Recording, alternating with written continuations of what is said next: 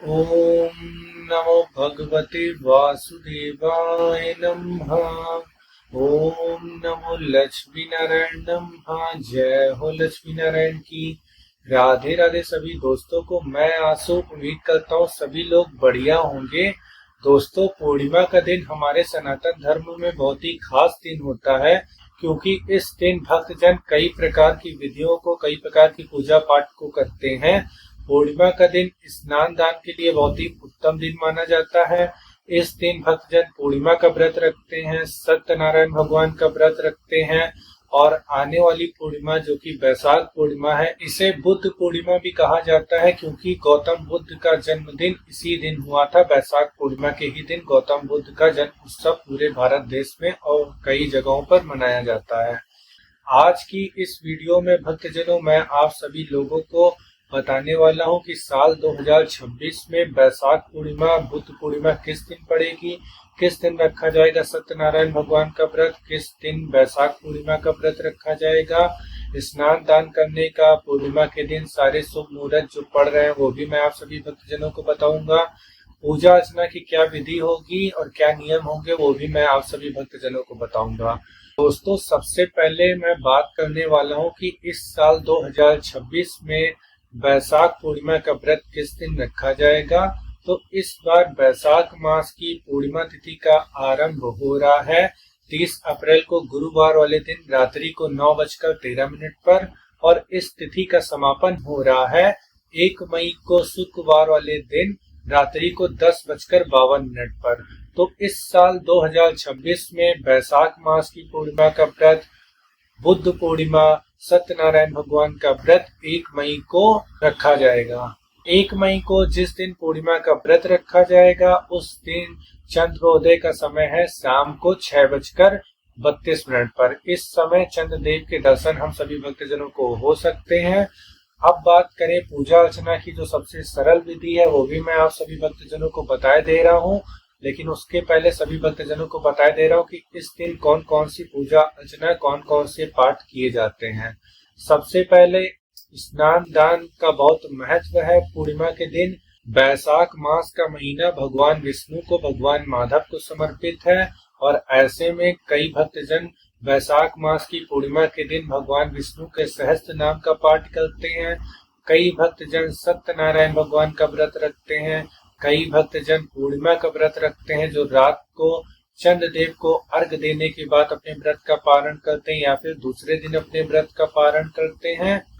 कई भक्तजन इस दिन सुंदर कांड का पाठ हो गया, रामायण का पाठ हो गया, कई प्रकार की पूजा अर्चना है, लक्ष्मी नारायण की पूजा अर्चना है, उसको करते हैं। कई प्रकार की पूजा अर्चना होती है। तो जो भी भक्तजन जिस भी प्रकार की पूजा अर्चना करते हैं अपने इष्ट को, अपने आराध्य को प्रसन्न करने के लिए, वो पूजा अर्चना सभी भक्तजन कर सकते हैं।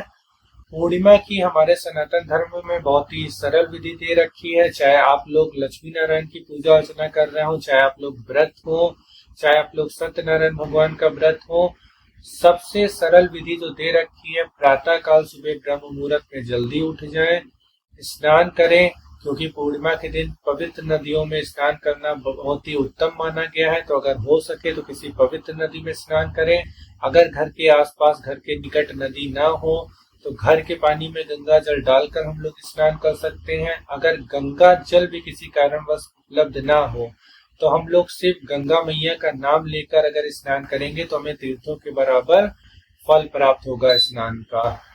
स्नान करने के बाद साफ सुथरे वस्त्रों को धारण करें। फिर घर के वह स्थान जहाँ पे आप लोग पूजा अर्चना करते हैं उसे साफ सुथरा कर लें। जिस भी देवी देवताओं की आप लोग पूजा अर्चना कर रहे हैं उनको विराजित करें। लक्ष्मी नारायण को, शालिग्राम भगवान को विराजित करें। उनको स्नान आदि करा के उनको आसन पे विराजमान करें। उसके बाद उनके ऊपर चंदन, रोली, ये सब चीजों को अर्पित करें। अर्पित करने के बाद हम लोग पुष्प उनके ऊपर अर्पित करेंगे। पुष्प अर्पित करने के बाद हम लोग सुगंधित वातावरण के लिए धूप बत्ती, अगरबत्ती, इसको भगवान को दिखाएंगे। उसके बाद हम लोग अग्नि को प्रज्वलित करेंगे। अग्नि को प्रज्वलित करने के लिए हम लोग घी के दीपक का तिल के तेल के दीपक का हम लोग उपयोग कर सकते हैं। अगर घर में शुद्ध देसी घी उपलब्ध हो तो बहुत उत्तम होगा लक्ष्मी नारायण भगवान की पूजा अर्चना के लिए या सत्यनारायण भगवान की पूजा अर्चना के लिए। अग्नि प्रज्वलित करने के बाद हम लोग भगवान को भोग लगाएंगे। अगर हम लोग इस दिन व्रत है तो फलाहार हो गया, मौसमी फल हो गए, मिठाइयाँ हो गई, इनका भोग हम लोग लगा सकते हैं। अगर व्रत नहीं है तो हम लोग शुद्ध शाकाहारी भोजन का भगवान को भोग लगाएंगे जिसमें कि लहसुन प्याज ना मिला हो। और उसके बाद हम लोग भोग लगाने के बाद आरती करेंगे देवी देवताओं की। लक्ष्मी नारायण का पूजन कर रहे हैं तो उनकी आरती करेंगे, सत्यनारायण भगवान का पूजन कर रहे हैं तो उनकी आरती करेंगे, सुंदर कांड कर रहे हैं तो सीताराम की, हनुमान जी की आरती करेंगे। जो भी पूजा अर्चना कर रहे हैं अपने आराध्य की आरती करेंगे, प्रसाद को ग्रहण करेंगे, फिर अपनी दिनचर्या को प्रारंभ करेंगे। अगर सुबह किसी कारणवश हम लोग पूजा अर्चना नहीं कर पा रहे हैं तो शाम के समय पूजा अर्चना करेंगे। घर में अपने कार्यों को करते हुए या बाहर घर के हैं आप कोई भी कार्य कर रहे हैं, कार्य करते हुए अगर खाली समय उपलब्ध हो या कार्य करते समय भी हम लोग भगवान के नाम का जप, उनके मंत्रों का जप, उनका संकीर्तन, उनका भजन कर सकते हैं। और ऐसी हमारी सनातन धर्म की मान्यता है कि अगर भक्तजन भक्ति भाव के साथ पूजा अर्चना कर रहे हैं तो भगवान हमारी पूजा अर्चना को अवश्य स्वीकार करेंगे। उनकी कृपा सभी भक्तजनों के ऊपर सदैव बनी रहेगी। भोग लगाने के बाद आरती करेंगे। आरती के लिए कपूर में 2 जोड़ी लौंग हो गया, या फिर हम लोग घी के दीपक उपयोग कर सकते हैं घी के दीपक को आरती के लिए। अब आइए दोस्तों, मैं आप सभी भक्त जनों से बात करता हूँ कि इस दिन कौन कौन से शुभ मुहूर्त पड़ रहे हैं जिस समय हम लोग पूजा अर्चना कर सकते हैं। तो जो सबसे शुभ मुहूर्त है वो मैं आप सभी भक्त जनों को पंचांग के अनुसार पढ़कर बता दे रहा हूँ। जैसे जिस दिन पूर्णिमा का व्रत रखा जाएगा 1 मई को, उस दिन सूर्योदय होगा सुबह 5:25 पर, सूर्यास्त होगा शाम के 6:33 पर। ब्रह्म मुहूर्त का समय है सुबह 3:58 से लेकर 4:32 तक। प्रातः संध्या का जो शुभ मुहूर्त है वो सुबह 4:20 से लेकर 5:25 तक का है। अभिजीत मुहूर्त दोपहर के 11:33 से लेकर 12:26 तक का है। विजय मुहूर्त जो है वो दोपहर के 2:11 से लेकर 3:03 तक का है। गोधूली मुहूर्त जो है वो शाम के 6:32 से लेकर 6:54 तक का है। शयन संध्या का जो शुभ समय है वो शाम के 6:33 से लेकर 7:38 तक का है। अमृत कलम का जो शुभ मुहूर्त है वो शाम को 6:56 से लेकर 8:40 तक का है।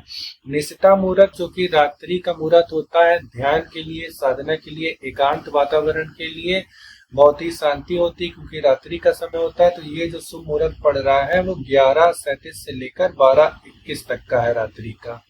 और दोस्तों यही सब शुभ मुहूर्त है जिस समय हम लोग पूजा अर्चना कर सकते हैं। और राहु काल का भी समय मैं आप सभी भक्तजनों को बताए दे रहा हूँ। राहु काल वो समय होता है जिस समय हम लोग को कोई भी मांगलिक कार्य या कोई भी पूजा अर्चना नहीं करनी चाहिए। अगर पूजा अर्चना पहले से शुरू हो चुकी हो तो उसे कर सकते हैं, लेकिन शुरू नहीं करनी चाहिए। किसी की यात्रा की शुरुआत नहीं करनी चाहिए, कोई भी मांगलिक कार्य नहीं करना चाहिए, कोई भी पूजा अर्चना की शुरुआत राहु काल के समय नहीं करनी चाहिए। तो 1 मई को जो राहु काल पड़ रहा है वो सुबह 10:21 से लेकर 11:59 तक का है। तो इस समय पूजा अर्चना को करने से बचें। अगर पहले से कर रहे हैं तो उसे कर सकते हैं, लेकिन शुरुआत ना करें इस समय राहु काल के समय। यही दोस्तों जानकारी थी जो इस वीडियो के माध्यम से मेरे को आप सभी भक्तजनों को देनी थी। फिर मिलते हैं अगली वीडियो में किसी और जानकारी के साथ। आशा करते हैं आप सभी का हर दिन हर पल मंगलमय हो। सभी देवी देवताओं की कृपा सभी भक्तजनों के ऊपर सदैव बनी रहे। राधे राधे सभी दोस्तों को।